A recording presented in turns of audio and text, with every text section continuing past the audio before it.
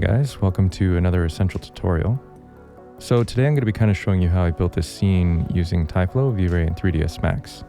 It's going to be less of a tutorial and more kind of a breakdown, just kind of showing some of the concepts and techniques that I used in order to render this out. Getting started here, I just have the one light source, which I'm going to be texturing with a caustic black and white material. And that was generated using a free caustic generator by Cathal McNally, which I'll link in the description below.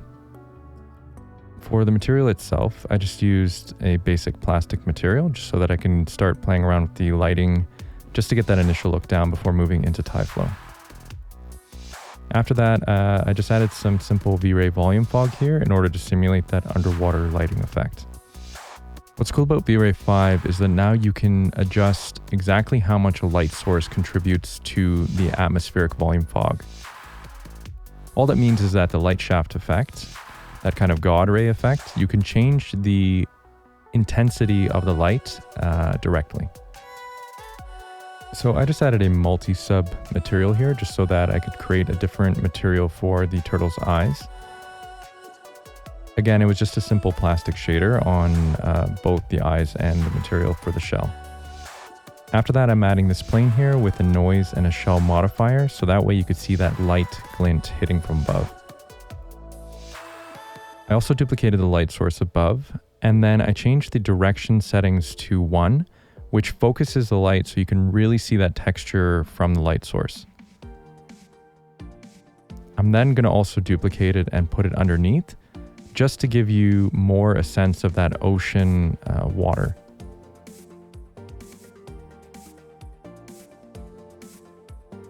So that's looking pretty good.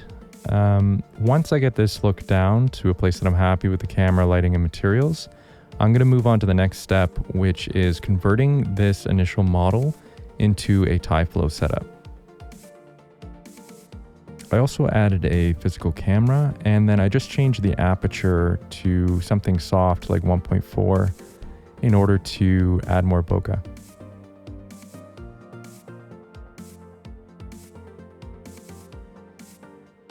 So here you can see I'm changing the effect atmosphere parameter that I was talking about before. This is the amount of atmospheric light that this light source is going to contribute. It just boosts the God ray effect in the water. After this, I'm just creating a box, and I just have a really simple Tyflow setup, which I'll link, in order to create bubbles within a volume of an object. It's a pretty simple setup, but I wanted to kind of, rather than doing a post-processing effect, actually have those bubbles be a physical 3D model. That way the depth of field would interact with them and would make it look as real as possible. So I'm pretty happy with that. Here's just a quick rendering to show the camera setup and the lighting and materials. So from here, I'm going to now jump into Tyflow and use this as my base setup in order to start creating those particles. So to start, I just have a birth node, and I'm going to have them generate all of the particles at frame 1. In this case, I'm just going to start with 200 particles. I'm going to use a position object node as well, and I'm going to position them within the shell of the turtle.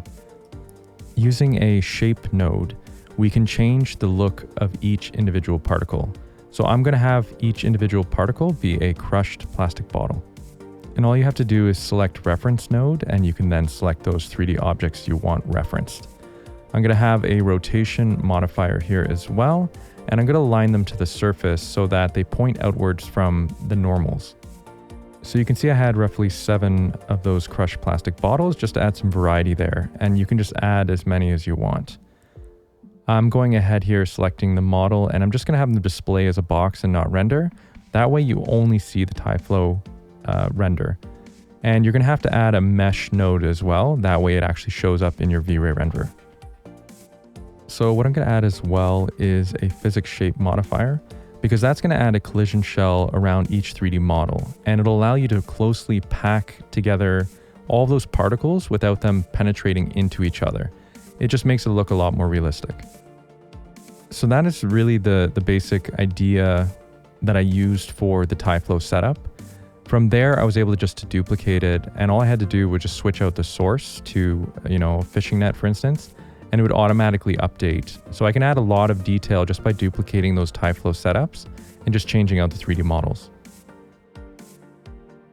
So after that, I just brought in some fishing nets, which I also got off of CG Trader, and I duplicated it a bunch of times and just used an FFD modifier in order to tweak the shape and add a bit of variety.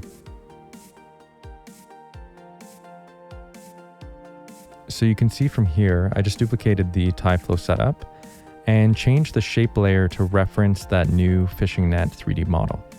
And then I just lowered the particle amount to something like 50. That way there weren't so many of them in the scene.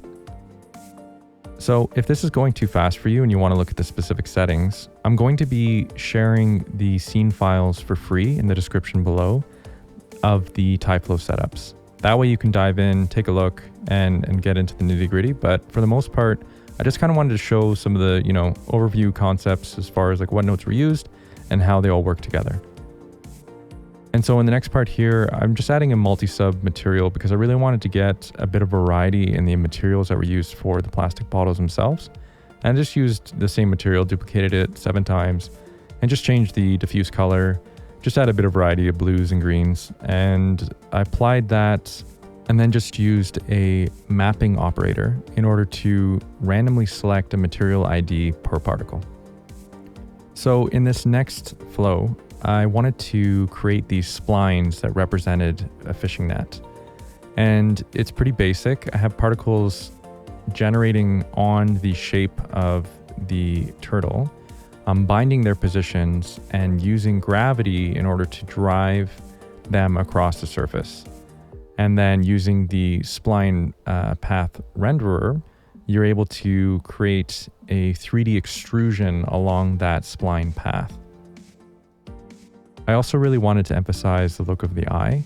So I duplicated that flow and isolated the mesh and just did the exact same thing. This was later scrapped as I wasn't super happy with the look of it, but all I did was I took that out and then I added in a 3D model of a garbage bag. I also duplicated it, and all I did was I changed the direction of gravity so that way all the particles weren't just pooling at the bottom of the shell, that they also outlined the shape at the top.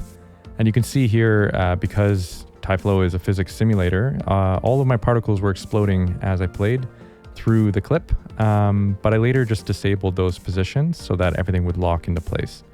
But even with millions of polygons, you can just see how fast Tyflow works with those meshes and creates that animation. And that was basically it. I just rendered it out in an EXR format, and I included a bunch of render layers such as specular, reflection, AO, Z-depth, and V-Ray lighting. And that way I was able to composite it in After Effects and really boost, some of the layers and lighting and effects and give it this final look you see here. I also included some other examples here that I created in the same series, and it was all using the exact same techniques. So it's really powerful. Tyflow is free to use. Currently it's in beta and highly recommend it. So I'll link those 3 main Tyflow setups that I created below, and that way you guys can really dive in and see exactly how it works. But yeah, I hope that helped you guys out, and I'll see you next time.